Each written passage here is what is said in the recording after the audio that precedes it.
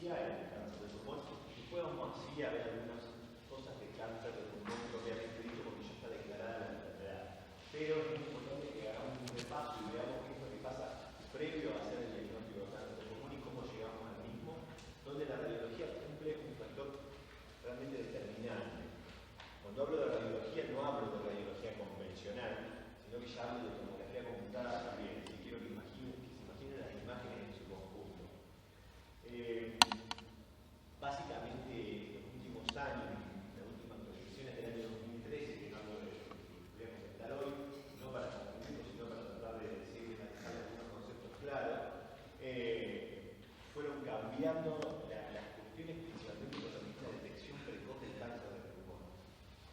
Cuando decimos detección precoz no estamos hablando de que haya ningún programa privado establecido, como por ejemplo el programa de cáncer de mama, la tomografía de la mujer, etc. Es un programa, el Papa Nicolau, es un programa de salud pública tendiente a descubrir precozmente o realizar un diagnóstico precoz de cáncer de cuello de útero, cáncer de mama, etc. El cáncer de pulmón no es que hay un programa de privado nacional aceptado por la salud pública, etc., sino que más bien tiene que ver con lo que nosotros hacemos en nuestra práctica cotidiana como médicos, y muchas veces estamos con el paciente en la consulta general, a lo mejor por diferentes motivos le pedimos una placa de tórax, vimos algo que nos llama la atención, o se hace algún estudio y aparece alguna lesión, indica el radiólogo que hay un nódulo de pulmón. Bueno, ¿qué hago en esa situación? ¿Qué es lo que tengo yo que pensar? ¿Qué es lo que me planteo en ese momento? No pensándolo como un radiólogo. Obviamente que me voy a dar algún tip radiológico, pero sí, sino pensándolo más bien como un médico, en todo el concepto de lo que la palabra significa y lo que es, digamos, cada una de las etapas de atención. Por eso no quiero ser estrictamente radiológico, porque si le voy a dar cosas de radiología, que es un poco mi especialidad, sino que también quiero que podamos desarrollar lo que es la aplicación clínica de los hallazgos radiológicos y principalmente lo último, lo más actualizado que podemos charlar. ¿Recuerdan más o menos qué es el nódulo pulmonar solitario? Como para empezar la charla, avanzable. ¿Recuerdan? Chicas, frente. Bueno, el nódulo pulmonar solitario es un término que viene de la época de la radiología clínica, ¿sí?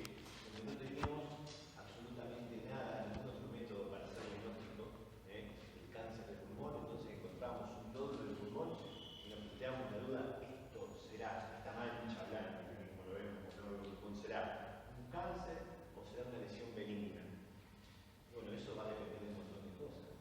Va a depender de la edad del paciente en el que encuentra la lesión, de las características de la lesión, etcétera, etcétera. Pero mucho del desarrollo, de la caracterización del cáncer de pulmón lo logramos con la tomografía. O sea que estamos hablando ya de fines de la década del 80. La tomografía, el uso más frecuente en la mayoría de los centros de salud o los centros de tercer nivel de complejidad, como puede ser un hospital.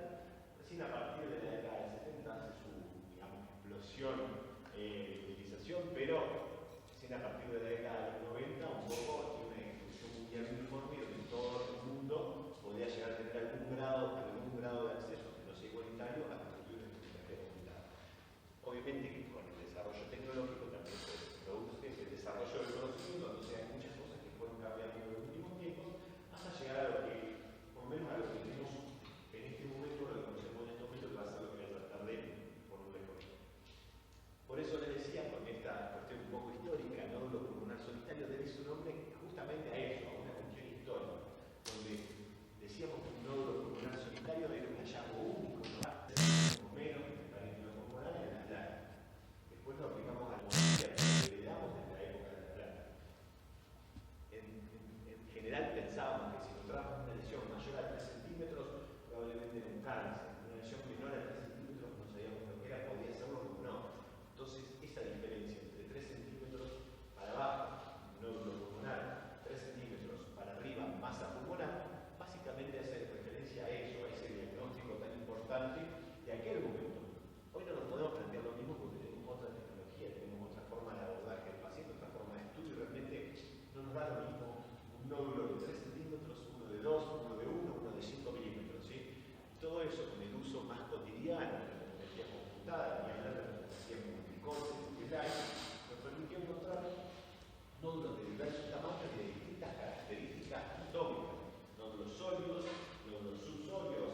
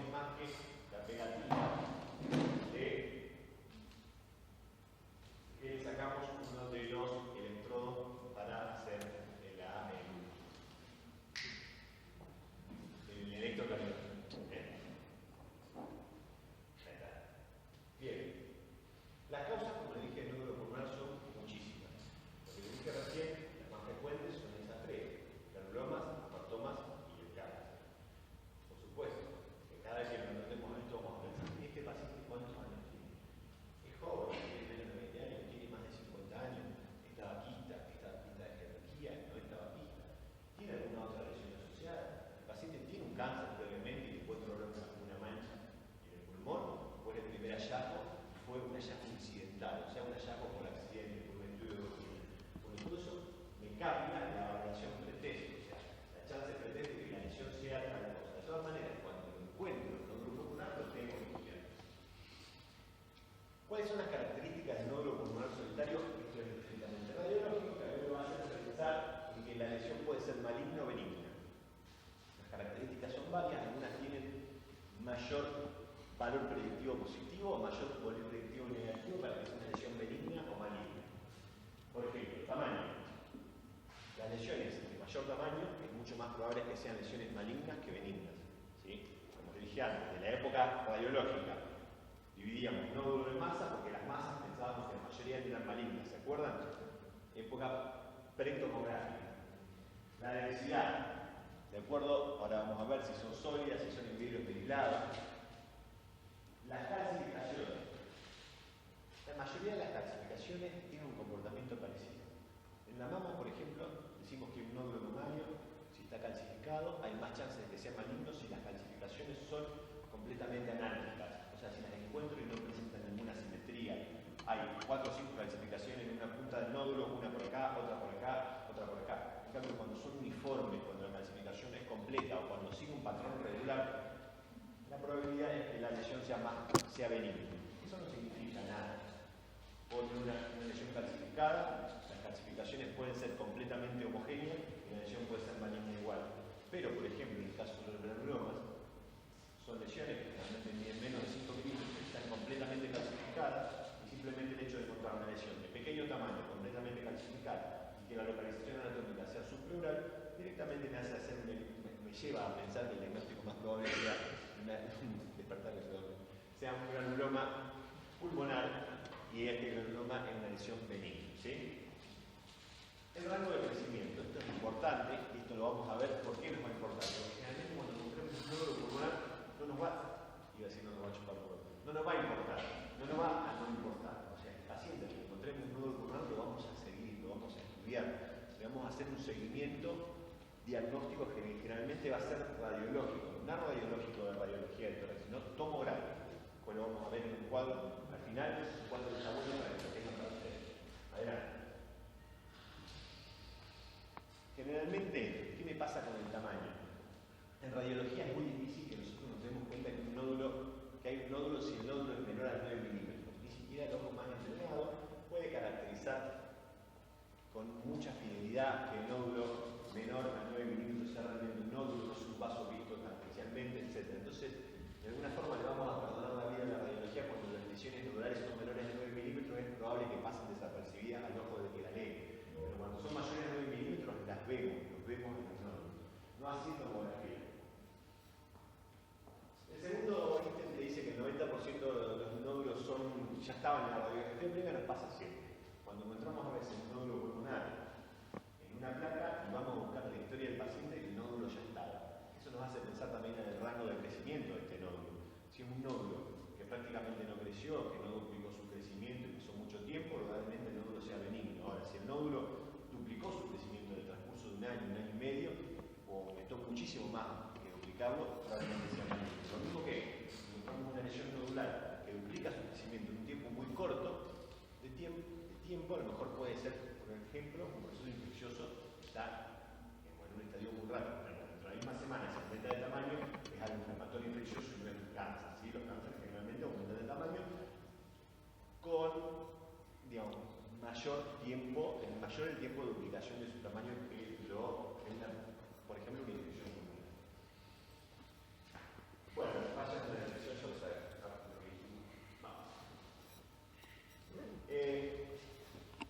El tamaño, como lo que les decía siempre, todos estos hallazgos nos dan una idea. ¿Sí? No es un predictor confiable de benignidad ni malignidad, pero sí nos da una idea. Y hoy el tamaño es la clave del seguimiento radiológico. ¿Y de con qué lo voy a seguir? Si al paciente que tenga una lesión de cierto tamaño, le voy a hacer una biopsia, le voy a indicar un PET, le voy a indicar una tomografía, y cualquiera de estas cosas se le va a indicar en qué tiempo. Dentro de 3 meses, dentro de 6 meses, con seguimiento trimestral, con seguimiento una vez al año, cómo y por qué. En relación al tamaño, nosotros hoy lógicamente establecemos nuestro seguimiento clínico hacia el paciente. El volumen del nódulo pulmonar solitario es otra cosa, es más para la estadificación, ya lo vamos a ver ahora en el Bien, las calcificaciones, como les decía. Generalmente las calcificaciones, la benigna puede ser en palomitas de maíz, difusa, o sea, completamente calcificado, lineal, con un nido de calcificación central único dentro del nódulo. Las malignas son excéntricas, están afuera, están generalmente desordenadas, ¿sí? Y son puntiformes. Eso del 2%, la verdad que los porcentajes es una cosa que no siempre están así. Imagínense, depende de las series que estudiemos, dónde lo estudiamos, en qué artículo leemos, los porcentajes son 2%, 5%, 4%, no es tan importante. Sí es importante por ahí la referencia. Ojo, ninguna de estos hallazgos por sí mismos, solamente por encontrarlos, nos indica que el nódulo es benigno, que el nódulo es maligno. La única forma de tener certeza si la relación es benigna o maligna es siempre la histología, ¿sí? O sea, ver la muestra abajo del microscopio y analizar las células que componen ese nódulo. Bueno, un tipo de calcificación con un nido central, lo ven, un nódulo pulmonar, con un nido central calcificado en la región medial. Fíjense en la tomografía, otro tipo de calcificación en palomita de maíz, probablemente una broma, lesión benigna, adelante. Uno exactamente igual, nada más que visto en radiología, lo ven acá. ¿Lo ven ahí? Ok, adelante. Bien. Calcificaciones benignas, lo que te decía recién, difusa, nido central, en laminar, o sea, como si fuera catáfilas de cebolla, y en palomitas de maíz. Adelante. Este patrón, ¿qué les parece? ¿Cómo son las calcificaciones? ¿Están organizadas? ¿Están desorganizadas? ¿Son iguales en todos lados? ¿No les parece que es irregular el patrón de calcificación? Y después, ahora más adelante lo veremos, ver encima aparte, fíjense cómo son los bordes. Tienen fículas, ¿sí? ¿Qué les parece? ¿Esta lesión va a ser benigna o maligna? A priori, ¿qué opinan? Maligna. Ese nódulo no mide más de 2 centímetros, sin embargo tiene aspecto tomográfico de lesión maligna, ¿sí? Después veremos qué vamos a hacer con esto. Adelante. ¿Esto qué les parece? También está, el patrón de calcificación es diferente, tiene una calcificación excéntrica, pero los bordes en este caso son más lineales. Veremos en este caso, esta es una lesión indeterminada, tenemos que hacer otras cosas para evaluarlo. Adelante. Otro nódulo de bordes netos, pero también con calcificaciones completamente anárquicas en su organización, puntiformes. La verdad es que es otro nódulo indeterminado, con el cual no nos vamos a quedar solamente con este hallazgo, no vamos a decir, vaya señor, no pasa nada, sino que vamos a tratar de, sin asustarlo, tratar de seguirlo estudiando en el tiempo. Adelante. Bien. Esto es lo nuevo, no esto que está acá, sino lo que vamos a ver un poco más adelante. La gran diferencia que nos planteamos hoy, los nódulos, y esto es una diferencia tomográfica, ¿son sólidos o son subsólidos? Dentro de los nódulos sólidos son los que nosotros miramos en la tomografía y lo vemos como, mira, volvemos atrás. Ahí. Es un nódulo sólido. Lo vemos que es homogéneo, que es denso, que tiene una densidad parecida al parénquima, al músculo. En cambio, los nódulos subsólidos tienen o un componente sólido con un componente de vidrio esmerilado, o son totalmente de vidrio esmerilado, vidrio ilustrado, ¿sí? Son menos densos, parecen difuminados, sin embargo es un nódulo que hay que estudiar. Ahora veremos qué hacemos con los nódulos cuando son de cualquiera de estos dos grupos, sólido o subsólido, ¿sí? Además, esto, fíjense en esta tomografía. Antes vimos un nódulo completamente denso, de densidad parecida al parénquima. Fíjense acá, parece como que fuera el vidrio esmerilado. ¿Lo ven? Sin embargo, esto es un nódulo de vidrio esmerilado. ¿No es sólido? No, es vidrio esmerilado. Ahora veremos qué hacemos con eso.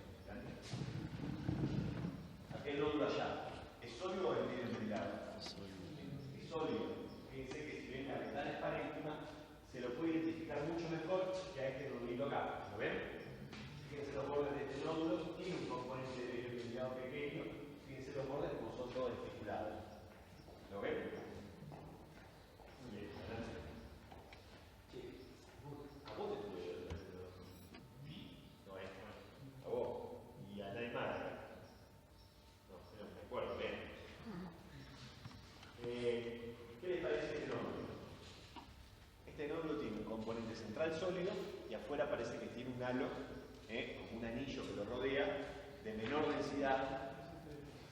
¿Cómo?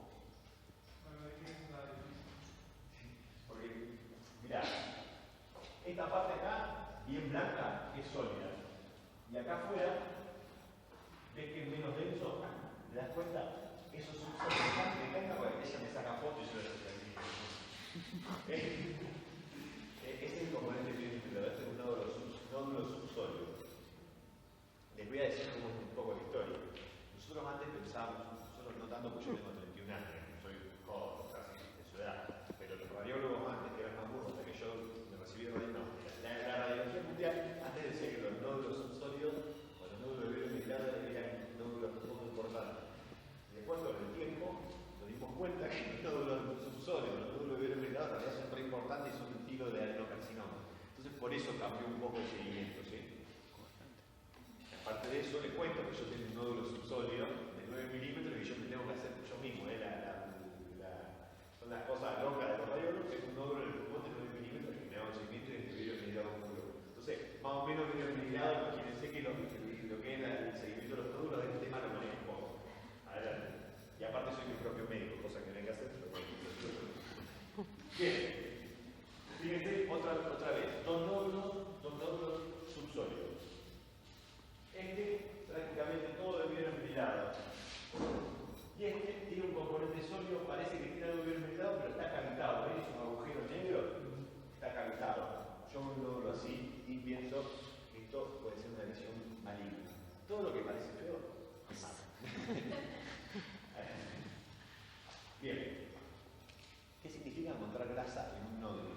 Generalmente la grasa cuando está es un predictor de que lo que estamos viendo puede ser un hematoma, ¿sí? O sea, es una lesión potencialmente benigna, salvo que sea una metástasis de un sarcoma y que ese sarcoma sea un liposarcoma, o sea que tenga un componente graso. Los liposarcomas son extremadamente infrecuentes y las metástasis del liposarcoma todavía es más infrecuente. Entonces, generalmente, cuando encuentren un nódulo sólido en un paciente que lo estudie por cualquier otra cosa, que encuentren un nódulo que tiene grasa, en la mayoría de los casos podemos estar tranquilos y pensar que es un hematoma, ¿sí? Cuando tiene un componente graso. Adelante.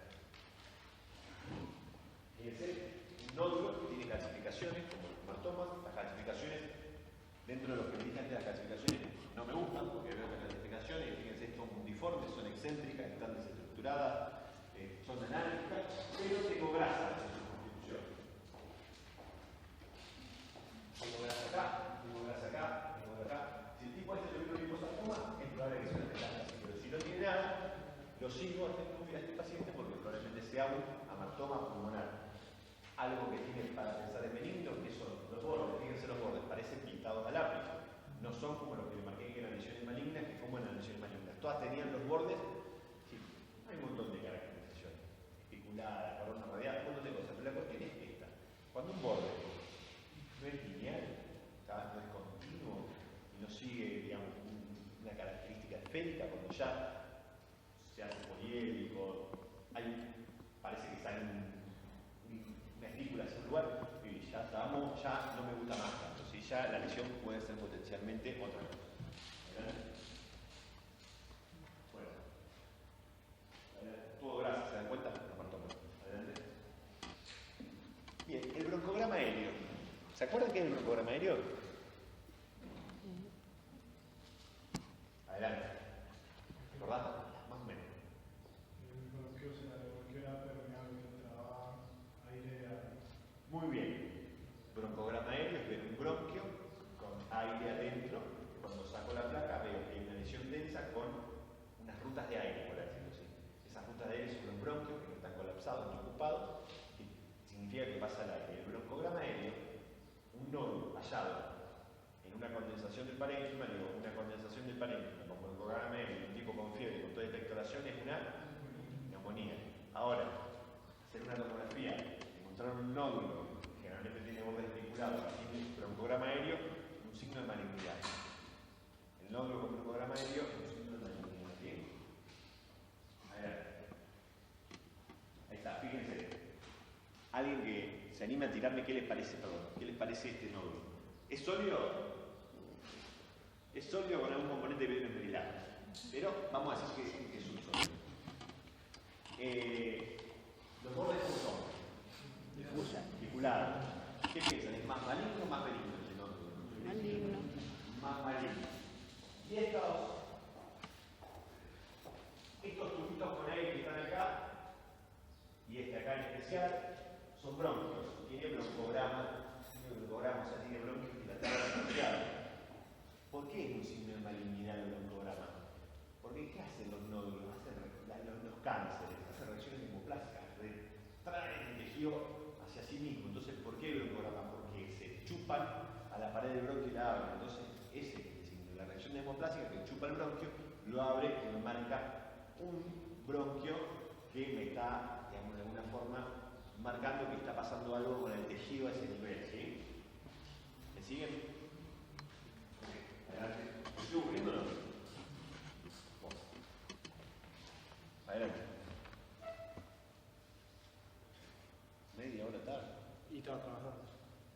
¿Querés que me vaya? Estás perdonando. ¿Dónde estás trabajando? La secretaría. Epidemiología. ¿Vos trabajás acá en la facultad? No. ¿En epidemiología dijiste? Sí. ¿No en la facultad? En la facultad no. Ah, bueno, quería ver si podemos cambiar algo. Bien. Los márgenes, ¿qué decíamos? Fíjense, el peor, el esticulado. 90% de lesiones con margen esticulado son lesiones malignas. ¿Estamos? ¿Qué les parece ese nombre? Bien. Vaso, bronquio, vaso, nódulo. ¿Es así? ¿Tiene bordes netos? No. Tal vez no se vea perfecto, pero acá tiene estípula. ¿Sí? Y encima tiene algo que no es característico, porque el vaso que hace que se llama cola de la rata es una cosa medio extraña, que para los rayos nada más que eso, un marcador de malignidad. Nódulo, borde esticulado, probablemente maligno. ¿Sí? Dale. Bueno, dale, es una reconstrucción 3D. Dale. Bien. Algunos de estos nódulos también se cavitan. ¿Por qué conozcamos algunas lesiones nodulares que se cavitan? Porque la mayoría de las lesiones antes de cavitarse son nodulares sólidas. Ejemplo, la TBC. Antes de ser una caverna, es una lesión sólida. Un día se cavita, se abre un bronquio, hace la vómita tuberculosa y vos ves la caverna tuberculosa. Lesiones infecciosas, que se presentan, por ejemplo, como bronconeumonía, o sea, lesiones infecciosas múltiples distribuidas en el parénquima pulmonar. Ejemplo, las infecciones por estáfilo. Tienden a cavitarse, a veces hacen necrosis central. ¿Sí? Enfermedades granulomatosa. El ejemplo más frecuente que a todos les encanta, la granulomatosis severa. Lesiones múltiples nodulares, distribuidas por todo el pulmón, con cavitación central. Entonces, por eso es muy importante reconocer lo que pasa ahora con ese paciente. Ahora, en las que le nombré, en la diseminación hematógena, una estafilococcemia, que nunca van a ser lesiones únicas. En la TBC puede llegar a ser lesión, pero generalmente son lesiones múltiples, ¿sí? Que se cavitan. Entonces eso me ayuda a abrir el ojo y decir, che, la lesión no es única, es múltiple. Se cavitó, el tipo está febril, no sé, estuvo mucho tiempo con un sintomático respiratorio, con otro caso índice en la TBC, está infectado, el tipo está internado, bueno, puede ser una estafilococcemia, tiene los cultivos positivos, ¿me entienden? Uno va haciendo diagnósticos diferenciales, no puede pensar que siempre son cánceres. Ahora, hay un hallazgo radiológico que me ayuda también. Las lesiones que se cavitan, generalmente hay un criterio que es de benignidad, que cuando el margen, el espesor de la pared, el espesor mayor de la pared, puede tener una pared fina en un lado y el otro más grueso, mide menos de 5 milímetros, generalmente la lesión es benigna. Cuando mide más de 15 milímetros, la lesión es maligna, generalmente. No significa que sea maligna porque yo lo digo por radiología o por tomografía. Generalmente ese paciente después le vamos a hacer una biopsia, lo vamos a analizar, lo vamos a estudiar. Pero el margen es un predictor también, el espesor, el grosor del margen de una lesión cavitada, de malignidad o de benignidad. ¿Me van siguiendo? ¿Y cuando mide de 5 a 15? Muy buena pregunta. Llegó recién, pero vino de tiempo. Cuando miden de 5 a 15, que son la menor cantidad de lesiones, es un punto inespecífico donde lo que vamos a hacer es generalmente hacer una biopsia. No sabemos qué tiene. Si es un nódulo pulmonar único, distintos son múltiples, ¿sí? Son múltiples otra cosa. La verdad, este es un comentario que voy a hacer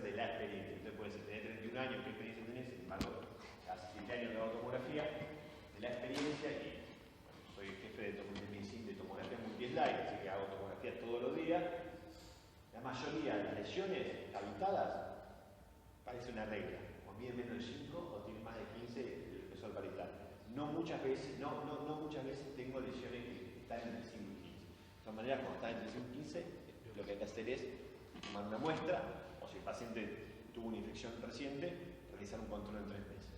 Depende de las características clínicas de ese paciente, del caso ese, digamos, no es una regla matemática, ¿sí? Bien, vamos. Bueno, ¿a dónde me venía la pared? En el lugar más grueso, como dijimos antes, lesión cavitada. Bueno, los bordes son especulados, la lesión cavitada de allá, de aquel lado, este seguramente mide más de 5 milímetros, pero mide menos de 15, una de las lesiones, como él dice, que hay que seguir. Adelante. Una lesión cavitada totalmente con paredes muy finas. Esa lesión probablemente es una lesión benigna. ¿Qué otra lesión se cavita? Hay algo que es muy característico de las neumonías de los niños cuando son muy agresivas que se llama neumatocele, que es la destrucción del parénquima pulmonar con la formación de un quiste pulmonar. Después, si lo controlamos al año, el parénquima va a volver a ocupar ese espacio que se destruyó. Bueno, esas lesiones son cavidades de paredes finas, las más frecuentes en los niños. El simple hallazgo de ser pared fina y el componente de la historia clínica que conozco al paciente de su historia hace que yo sepa que la lesión es benigna, ¿sí? Es muy raro que tengamos una lesión quística, o sea, una lesión cavitada, y si que la pared sea fina, es prácticamente imposible de que sea una lesión maligna, ¿sí? Hay muy poco, casi ningún cáncer que se expresa de eso. Bien, esto es visible y es más que nada para el tomografista. Básicamente, ¿qué pasa con la neoplasia? La neoplasia tiene neoangiogénesis, ¿se acuerdan de eso? Tiene una neoangiogénesis mucho mayor que el tejido normal, tiene una gran producción de vasos, con un montón de factores estimulantes locales. Cuando yo uso contraste endovenoso para las tomografías de tórax, tengo que hacer, voy a tener un patrón de refuerzo variable en la lesión de acuerdo a la cantidad de vasos que tenga la estructura. Hablo de microcirculación, ¿no es cierto? Entonces, ¿qué vemos? Que si hay una lesión que tiene mucha neoangiogénesis, el patrón de refuerzo va a ser mayor que una lesión que no tenga tanta neovascularización. Entonces, cuando uso contraste, vemos que las lesiones que son malignas generalmente refuerzan más. Hay una unidad cuantitativa, o sea, que de medida, se llama unidad de Campbell en tomografía, que vemos que cuando refuerzan entre 15 y 30 unidades de Campbell o más, la lesión es maligna. Cuando refuerzan menos de eso, generalmente la lesión es benigna porque tiene poca producción de vasos nuevos adentro de la lesión, ¿sí? ¿Vale? Ahí está el nódulo pulmonar, bordes articulados, veo, delante. Ahí está el patrón de refuerzo. Fíjense cómo pasa de 60 a 100 unidades de Campbell. Ven la curva que va hacia arriba, el patrón de refuerzo, o sea, lo fuimos midiendo en el tiempo, refuerza más de 15 unidades de Campbell, probablemente la lesión sea maligna. De todas maneras, esto es medio discutible. Realmente, esto no es lo que hoy en día más nos importa. Acuérdense que les dije que nos importaba. Si el nódulo era sólido o subsólido, dentro del subsólido dijimos que era vidrio espirado completo o porción sólida con porción de vidrio espirado, que es la misma categoría, y el tamaño. Eso nos va a hacer a nosotros la guía del seguimiento. Y después lo otro muy importante son los bordes, ¿sí? Tiempo de duplicación. Adelante, no está importante, digamos, si nos quedamos ahí no perdemos muchas veces. Bien, PET-CT.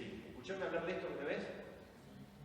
Bien, es una imagen híbrida, la fusión de una imagen nuclear, de medicina nuclear, no de un equipo de cámara, sino de un radiofármaco que se llama 18-desoxifluoroglucosa, que estudiamos para hacer el cuerpo, que aún hay un montón de radiofármacos más que se usan para la tomografía de emisión de positrones.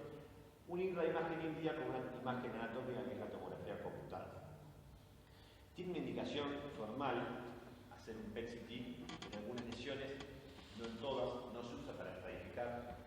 El único, digamos, para lo único que estoy avalado para usar PET-CT, o sea, el PET con la tomografía como medio de estratificación es para el linfoma, que era parte de nuestro cuerpo, no en el cáncer de pulmón, pero tiene un valor en el cáncer de pulmón que ahora lo vamos a estar hablando. Dale más. Biopsia percutánea. Todo esto lo habló antes de mostrarles cómo seguimos el nódulo. Muchas veces vamos a mantener Hay dos tipos de biopsia. Hay una que en realidad no es biopsia, sino que es citología, o sea que es mirar un extendido como si fuera el frote de un panícola o un vidrio, mirar el extendido y ver si hay celos neoplásicos. Y hay otra que es sacar una muestra, un pedazo de pared y mandarlo a estudiar. La primera biopsia, donde uno coloca una aguja, como si fuera una aguja intramuscular, llega hasta el nódulo, aspira y después la extiende sobre un vidrio, se llama citología. No está indicado más hacer citología en los nódulos del pulmón.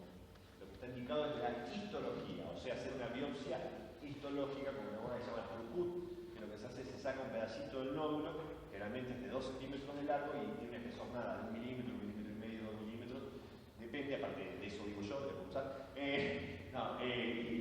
Porque es cierto, pero la verdad es que hay una indicación formal y un poco más agresivo para el paciente, pero el rédito diagnóstico es mucho mayor. La aproximación diagnóstica y la posibilidad de dar un diagnóstico sobre certeza al paciente es mucho mejor. Como siempre hay complicaciones, la peor es el neumotórax, no estoy exento. Últimos 6 meses tuve el neumotórax, tuvimos que colocar tubo de drenaje, y las hemorragias del pulmón, tampoco estoy exento, muchas veces pasa que hacen hematomas. Acuérdense que los nódulos pulmonares, más si son malignos, tienen muchos vasos y sangran en el parénquima pulmonar cuando tomamos la muestra, hacemos la punción. A ver, lo que tengo que saber es cuándo voy a pensar. ¿Cuándo voy a pedir un PET? ¿Cómo voy a seguir el nódulo? Hacia eso vamos, ahí vamos a llegar. ¿Qué método utilizo para el control de un nódulo pulmonar también? Bueno, llaves de conceptos, digamos que no tengo que perder las llaves. No. El seguimiento de los nódulos pulmonares no es radiológico, es tomográfico. ¿Sí? Cuando yo encuentro un nódulo pulmonar, tengo que pedir una tomografía. Si lo encuentro en placa, le pido una tomografía. Y si tengo una tomografía, de acuerdo al tamaño que tenga, voy a ver cómo la sigue. Primer concepto. Tomografía para los nódulos pulmonares.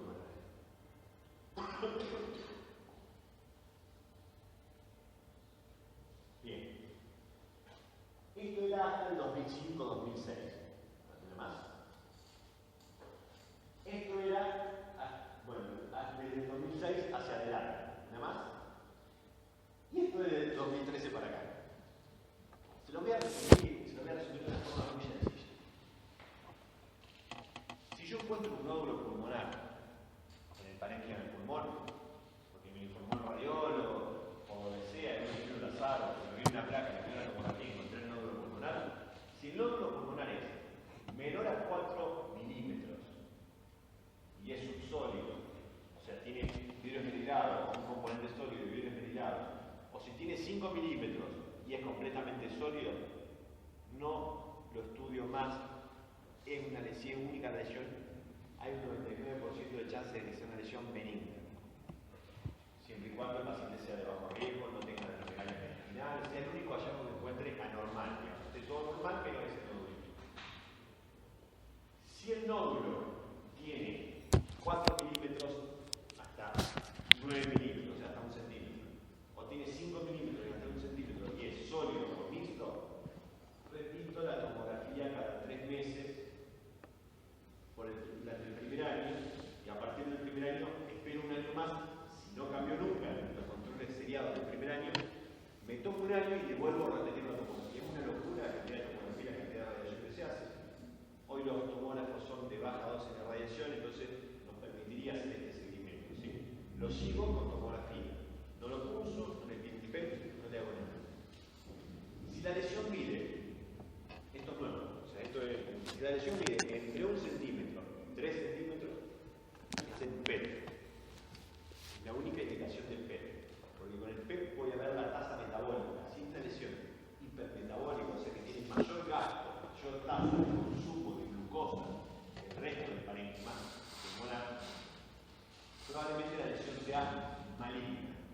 Si el PET es positivo, generalmente vamos a hacer después del PET una biopsia o directamente se lo va a sacar al nódulo. Si la lesión mide 3 centímetros o más, o sea, es una masa, hay que hacer una biopsia percutánea y evaluar a ver si la lesión es maligna, y si es maligna, ya va a seguir. ¿Me entendieron? Entonces, el seguimiento generalmente es trimestral para las lesiones menores a 1 centímetro. Y en las que no hago nada, lesiones que no tengo que hacer nada, son las que miden menos de 5 milímetros y son completamente sólidas, o menos de 4 milímetros y son subsólidas. ¿Estamos de acuerdo? ¿Qué pasa si no tengo pelo? O si no tengo acceso al pelo, o lo que sea, puedo hacer una biopsia. Si el nódulo mide entre 1 y 3 centímetros, yo tengo una alta sospecha de malignidad y no tengo acceso al pelo por cualquier motivo, porque no haya, porque a lo mejor puedo no tener dinero. La verdad que los PET hay en Buenos Aires, hay en Mendoza, hay en Rosario. Sin embargo, acá en Rosario no tenemos solución de radiofármacos, entonces muchas veces no tenemos radiofármacos para poder hacerlo, porque se necesita un ciclotrón. Estoy en Córdoba, en Tucumán, entonces bueno, el nódulo no le puedo hacer un PET, le voy a hacer una biopsia. Una biopsia que, como dijimos, era citológica o histológica. Histológica. ¿Estamos? ¿Me entendieron? Bueno, más o menos les voy a dar un pantallazo del nódulo pulmonar. Bueno, ahora vamos a ver simplemente algunos ejemplos ya de cuando el nódulo pulmonar se transformó en un cáncer. ¿Cómo les dije yo que veíamos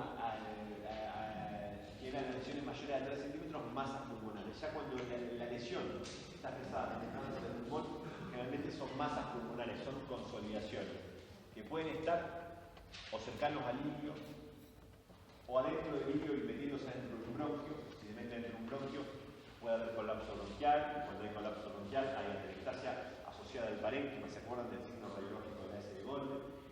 Y también lo que tengo que ver es si tengo que hacer una estadificación de ese cáncer. ¿Cómo es la estadificación? La estadificación es tomográfica. ¿Qué es lo que busco? Busco las metástasis regionales y a distancia. ¿Qué es lo que más me importa? ¿A dónde metastatizan los nódulos del pulmón? Los cánceres de pulmón. ¿A dónde? A los cambios de metastina. Entonces, ¿qué es lo que voy a hacer? Supongamos que ustedes, vamos a hacer un juego tonto. Yo soy médico radiólogo tuyo. Vos tenés un paciente que tiene una masa de pulmón de 3 centímetros y medio. ¿Qué vas a hacer? Le vas a pedir una biopsia de pulmón. Yo te lo voy a biopsiar. Tiene adenocarcinoma de pulmón. ¿Cuál es el paso siguiente? Estadificarlo para decidir la conducta terapéutica. La estadificación es el famoso TNM. Cambia todos los años. Hay uno los 14 ahora. Entonces no tiene sentido que les diga este 4 cuando está acá. Básicamente no los voy a volver loco con eso. Pero le damos una estadificación TNM. Todos los años y sale la estadificación del TNM y te dicen, bueno, si vos tenés un adenocarcinoma, si tenés un adenocarcinoma variante lipídica, si tenés un carcinoma epidemioide, si tenés cualquier cáncer, la TNM para ese cáncer es con esta guía, hacer así, y de acuerdo a la estadificación, estos son los protocolos de quimioterapia o de quimio-rayo que vamos a hacer. No tiene sentido que yo les diga hoy el tratamiento porque cuando yo estudiaba en la facu, hace unos años, era de una forma. Cuando estaba en la residencia era de otra y hoy es otro. No les voy a mentir, yo hago imagen en oncología y tengo la cosa al lado, explico a ver cuál es y lo estadifico con las actualizaciones, ¿sí? Lo que les quiero decir es no lo quiero volver loco. Pero ¿cuáles son los lugares igual más frecuentes que estos sí los tengo que saber a dónde hace metástasis el cáncer de pulmón si cualquiera de las típicas citologías que esté buscando? ¿Cuáles son? ¿Se acuerdan? Muy bien. No tanto el hígado. Acordá de esta acá arriba. Adrenales. Glándulas de mediastino.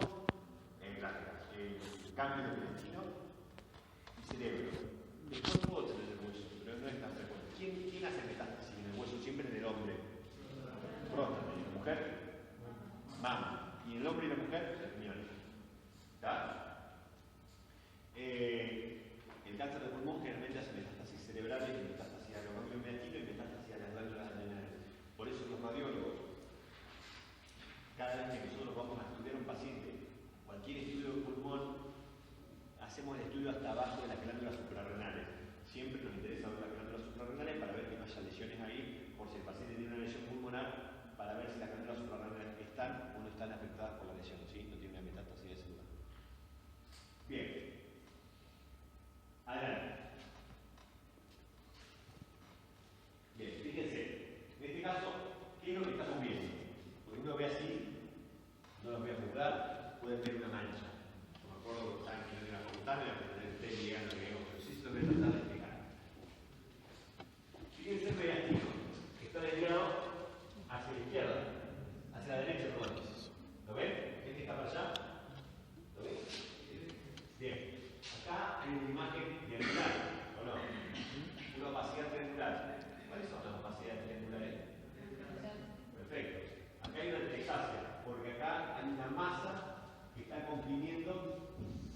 al bronquio, al lóbulo medio derecho.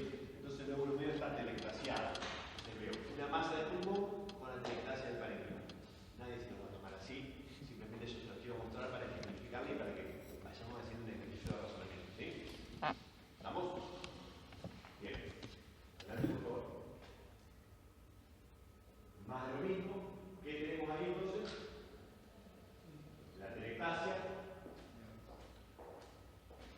La masa, fíjense acá está el bronquio fuente, la masa que está acá, y acá hay derrame asociado. Cuando hay derrame asociado, ¿qué es lo que me importa saber? Si el derrame no es también una lesión secundaria, o sea, si no hay células neoplásicas pleurales, no hay metástasis pleural, que también es frecuente, entonces hay derrame, cambia la clasificación. ¿Sí? Bien, bueno, esta está mezclada, esta es una buena cosa. Dale para adelante. Bien. Sí. Bueno, acá están los nódulos subpleurales. Bueno, acá están los nódulos subpleurales. Estos nódulos son lesiones benignas. Ahora esto, ¿qué les parece? Está feo ese. Es un nódulo epiculado. Es un cáncer de pulmón también. Y si se fijan, tiene un orificio central. Este orificio central es una pequeña cavidad. Si medimos la cavidad de ahí hacia afuera, o sea, desde el espesor, ¿cuánto nos va? Seguramente más de 15 milímetros. Esto probablemente es una lesión más fuerte. Dale, por favor. Dale. Bien. Tomografía con contraste. Yo lo voy poniendo, lo veo que está perdido en la imagen. ¿Está bien? Bien. ¿Vos estás perdida? Bien. Tomografía con contraste de tórax. Ventana negativa, por eso no se ve el parénquima pulmonar. ¿Qué vemos acá? Allá en blanco, vieron que hay varios orificios, varias cosas redondas. La primera de aquel lado es la aorta ascendente. Esto es la aorta descendente. Eso que está al lado de la aorta ascendente también grande es la vena cava superior. Y eso que viene atrás hacia abajo, de arriba hacia abajo, así derecho, con un tubo, es la arteria pulmonar. La arteria pulmonar tiene dos ramas, la izquierda y la derecha. Fíjense, la rama izquierda está rodeada de algo. Eso que lo rodea es una neoplasia de pulmones de lirio, ¿sí? Una masa de pulmón, de muchísimo tamaño. Seguramente esa masa va a comprimir al lirio y en algún momento va a ser un colapso del parénquima pulmonar. ¿Qué tiene asociado? Un gran derrame pleural. ¿Lo ven? Muy bien. Adelante. La misma, nada más que otro corte. ¿Ven la masa al lado del tronco de la arteria pulmonar? ¿Podés marcarlo? ¿Podés marcarlo ahí? Muy bien. Está excelente. ¿Lo ven? Sí. Adelante. Más de la masa, más derrame. Excelente. Está acá el dedo ese. Más derrame. Bien. Esto es un scout tomográfico, pero vamos a hacer de cuenta que es una placa de pulmón. ¿Qué les parece de esta placa? ¿Qué es lo que ven? Cualquiera.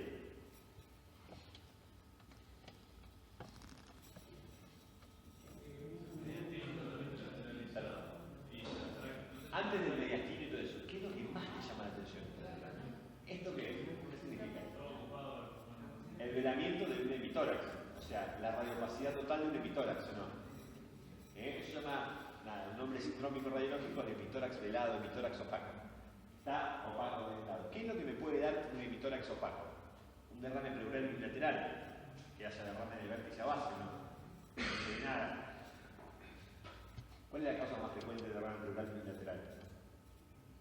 Unilateral. Si fuera bilateral y simétrico del corazón, no puedo sacar la sangre de atrás. Ahí está, si hay congestión, hay insuficiencia cardíaca, insuficiencia cardíaca. Ahora, si de un lado, más frecuente. Bueno, obviemos eso.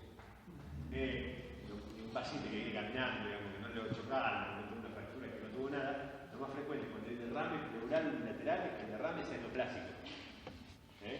La primera causa de derrame unilateral es neoplasia, siempre tengo que pensar en neoplasia. Aparte de eso, alguien dijo que la tráquea está desviada. Y la tráquea estará desviada porque el parénquima pulmonar, ¿qué debe haber pasado? Se colapsó. ¿Se colapsó? ¿Por qué se colapsó? Porque debe haber algo que está ocupando el bronquio, porque no hay broncogramas. ¿Está? es algo que está ocupando el bronquio, lo está apretando o se está metiendo dentro y lo está infiltrando, debe ser un cáncer. Bueno, con todo eso, con la placa dijimos todo eso, ¿vieron? No, es muy importante la tomografía, pero uno con la placa puede hacer una aproximación diagnóstica. Oh, voy a pensar, claro, el hijo de puta lo dice porque lo hace todos los días, es verdad. Claro. Ahí está, completamente colapsado el parénquimo pulmonar. La verdad es que tengo que tratar de localizar dónde está la lesión primaria para poder dirigir la punción. Generalmente, ¿qué dijimos de la masa pulmonar? Que tenía neoangiogénesis, ¿se acuerdan? Entonces, generalmente, la tomografía va a ser con contraste para tratar de localizar el lugar donde está la masa. Ahí está, la tomografía con contraste. Dale para adelante. Bueno, volvemos. No los quiero confundir, pero esta masa tiene necrosis. No los quiero confundir, no quiero saber. La masa es la parte más negrita del lugar, es la lesión primaria. Es esto. No es intervascular, el intervascular parece esto, no es intervascular porque ya está en una fase más avanzada. La neoangiogénesis es tan desestructurada, es tan importante que produce necrosis central. Se va muriendo por la forma, no puede sostener, digamos, el tiempo de evolución, el tiempo de producción vascular. Adelante. Además, ¿están cansados? Ya terminamos. ¿Qué les parece esta placa? Ustedes ven esta placa y me tienen que decir, esto, en primer diagnóstico diferencial, puede ser. Muy bien. Primer diagnóstico diferencial dijimos entonces el panco. Pero si lo tenemos, saquémoslo, no le pongamos nombre y apellido. ¿Qué vemos en la placa? Muy bien. Vemos una radiofacial en el lóbulo superior derecho. ¿La ven todos? Sí. ¿Lo ven, chicos? Acá. De ahí para arriba, fíjense con este lado. ¿Lo ven ahí? Muy bien. Adelante. Ahí está. Una masa redondeada. Masa, no es un nódulo. Una masa grande, por el tamaño, dijimos que ya tenemos que pensar que es algo maligno. Adelante. Adelante. Bien. ¿Están un poquito más? Bien. Otra. ¿Qué vemos acá? Algo parecido, ¿no? La masa. Ya cuando encontramos esto, llegamos muy tarde. Si sacamos una placa hacia el paciente, lo encontramos, llegamos muy tarde. O como ver opacidad así, los dos ápices, que no sé, una TBC y le ponga el rótulo de cáncer, ¿sí? Tenemos que estudiarlo al paciente, tenemos que analizarlo, las fotos y diagnósticos de toda la historia clínica del paciente. Por favor, simplemente son una herramienta más para lograr un buen diagnóstico, ¿sí? Una herramienta más de la semiología. Es un método complementario. En caso de que el paciente con esa radiografía, Sí. lo siguiente que sería hacer una biopsia con pulpón, No. Lo más importante es, por eso lo que te decía, conocer la historia. Suponete que el paciente se impregnó. Pérdida de peso, disminución de la cáncer. Perdió en los últimos 3 meses 50 kilos, tiene 65 años, esta vaquita de jerarquía, era trabajador del asbesto, de la construcción, digamos, todas las complicaciones que vos le quieras encontrar. Y vemos eso, la valoración pretest, para vos, ¿qué es? ¿Que es un tumor o que es un amartoma? Que es un tumor. Lo que tenés que hacer es estadificarlo, o mirarlo por lo menos. Le va a pedir una tomografía con contraste. Vas a mirar la masa, cómo es la masa, va a ver los ganglios y le va a tomar una biopsia. Y vas a pedir la biopsia y le vas a tomar una biopsia. Vas a mandar la biopsia a analizar y vas a ver qué es. Realmente va a ser un cáncer, va a ver qué cáncer es, ya le hiciste la tomografía, lo tenés estadificado y después vas a elegir el tratamiento. Lo vas a charlar junto con el neumonólogo y con el médico oncólogo. Y con nosotros, no dejes afuera que si no, no vivimos, por favor. Adelante. Bueno, más de la masa, adelante. Adelante. Ahí está la agujita, usando. Adelante. ¿Está bien? Bien. 2 palabras de 2 métodos más que nos puede surgir la duda. Sí, la resonancia magnética cumple algún valor acá. Es extrañísimo que una pida una resonancia magnética para ver esto. Generalmente con la tomografía multicorte uno puede ver la invasión o no de la pared. O sea, si el tumor se come a la pared torácica, atraviesa la fascia, bases intercostales, el páncreas, por ejemplo, como dijiste, ¿qué hace? Se come el ápice del pulmón, se come la caja torácica, se come el hueso, se come todo, invade, se come, parece que estoy entre casa. Pero invade todas las estructuras adyacentes, ¿sí? Eso lo vemos con la tomografía multislide, pero si nos queda alguna duda, puedo hacer una resonancia magnética de esas regiones, extrañísimo, casi nunca lo hacemos. Fíjense, una lesión neoplásica, brillante 2, claro, acá es difícil de verlo, pero acá está la lesión que está superando el ápice del pulmón y está invadiendo las estructuras adyacentes. No es necesario que la resonancia magnética. Ese es un T1, ¿sí? Igual tiene algo importante. ¿Qué es lo que vemos ahí que no vemos en la otra? La invasión hacia el canal medular. La invasión hacia el canal medular a veces es difícil de demostrar con tomografía y con resonancia magnética. El tipo a lo mejor tiene algún trastorno sensitivo, motriz específico. Con tomografía no veo la causa, le hago una resonancia magnética y veo que está invadido el canal medular, que es lo que está pasando. ¿Sí? La invasión por contigüidad. Adelante. Bueno, la lesión. Miren, fíjense esto. Esto es una imagen sagital, ¿sí? De un ápice del pulmón paravertebral. Esta cosita redonda, acá son las costillas. Entonces, este es el espacio intercostal, que es blanco porque tiene grasa. Fíjense acá cómo se está metiendo el espacio intercostal la lesión, ¿la ven? Va sinopando, o sea que está invadiendo, ¿sí? Está invadiendo la pared torácica. Dale, por favor. Bueno, borde eso. ¿Vale? Bueno, chicos, ¿dudas? ¿Les gustó la clase? ¿Más o menos la agarramos? Sí. Bueno, voy a llegar tarde, la verdad. Este es con putas, así como diciendo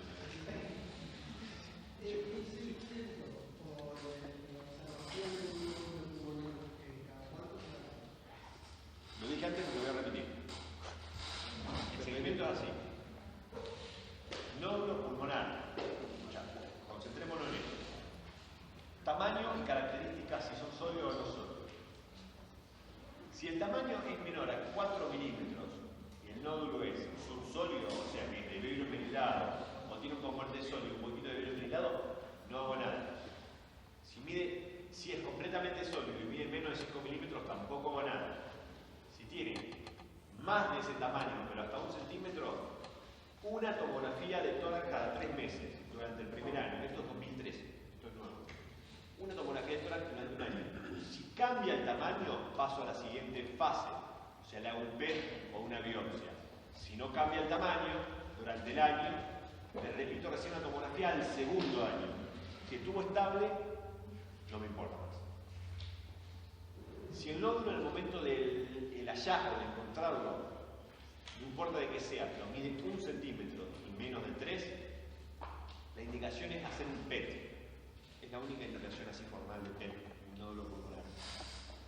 Si el PET tiene un alto bajo índice metabólico, lo sigo controlando cada 3 meses como si fuera el otro. Ahora, si tiene un alto índice metabólico, o sea, es hipermetabólico, hay más chance de que la lesión sea maligna.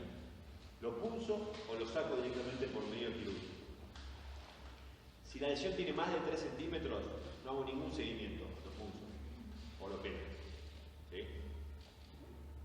Exacto. Si no tengo PET, como les dije antes, la disponibilidad del PET no solamente por el equipo, que es caro, pero puede haber en cualquier lado, sino que es por la producción de radiofármacos, como no en todos los lugares hay ciclotrón. Si no tengo PET, lo voy a biopsiar al nódulo, cuando esté dentro del rango ese que te dije. Las lesiones del seguimiento, digamos, son las que están entre 4, 5 y 1. Esas se siguen cada 3 meses. Apenas cambia el tamaño, apenas cambia, paso a la siguiente etapa. Hacer PET o pulsarlo. ¿Está? ¿Tiene mucho falso negativo o no? Las citológicas, o sea, tomar una célula, tiene mucho falso negativo y tiene una sensibilidad, una capacidad de detectar al. La histológica, que es sacar un pedazo de tejido, que nadie se pulsa todos los días, digamos que lo hace bien, tiene una sensibilidad mayor al 85%. Por eso, es más cruenta, puede haber neumotórax, puede haber sangrado, pero no hay que volver. Hay que hacer una función histológica.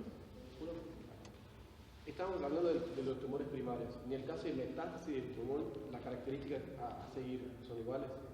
Para nada, no estamos hablando de tumor primario, estamos hablando de una lesión hallada al azar. Eso es un nódulo pulmonar. Si yo tengo una lesión primaria, un tumor primario, que ya lo diagnostiqué, que es un cáncer, de acuerdo a la estratificación, de acuerdo al TNM, o sea, la estadiaje, la característica del tumor, a dónde está, qué infiltra, qué no infiltra, cuál es la organización anatómica, tiene metástasis a distancia, tiene ganglios, etc., voy a indicar la distinta terapéutica que varía casi todos los años, digamos, porque se van actualizando las drogas y hoy ya hay drogas biológicas. Eso depende del paciente. Pero en el caso imaginológico, pregunto. ¿Cómo? En el caso de las imágenes, para la metástasis se estudia igualmente como si fuera un nódulo. Digamos, tengo una metástasis. Si depende del sexo. Depende del tamaño y todo eso, voy a decidir el estudio que voy a hacer. No. Si vos tenés una lesión que pensás que es una metástasis, o sea, parte de la estadificación es encontrar lesiones anatómicamente anormales. Esa lesión anatómicamente anormal en cualquiera de los lugares más frecuentes que dije, cerebro neural, mediastino, pleura, adrenales, muchas veces la indicación es, ya si la lesión es característicamente igual a la lesión primaria en el pulmón, no haces nada. Ahora, si tenés dudas, si será una lesión secundaria o no, no hay que hacer pena, hay que pulsarla. Pulsarla, tomar una muestra y analizarla.